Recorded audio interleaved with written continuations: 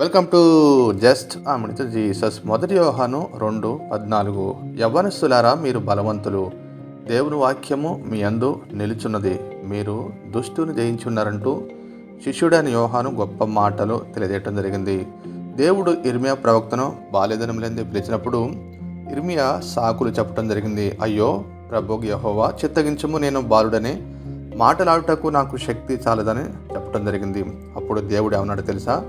నేనే నిన్ను ఏర్పరచుకుని ఉన్నాను తల్లి గర్భములో, నేనే నిన్ను పంపుచున్నాను, నేనే నీతో కూడా వచ్చున్నాను, నేనే నీకు బోధించున్నాను, నేనే నీకు అధికారం ఇచ్చున్నాను, నేనే నిన్ను నడిపించున్నాను, నేనే నిన్ను బలపరుస్తున్నంటూ గొప్ప ధైర్యంతో కూడిన మాటలు తెలియజేయడం జరిగింది. ఇర్మియా ప్రవక్త లోబడి దేవుని కోసం ఘనమైన పాత్రగా వాడబడటం జరిగింది. యెషయా ప్రవక్త ప్రవచించిన రీతిగా లెమ్ము తేజలిము, యెహోవా మహిమ నీ మీద ఉదయించనని చెప్పిన రీతిగానే దేవుని కోసం బలమైన పాత్రగా వాడబడదాము గాక. ఆమేన్.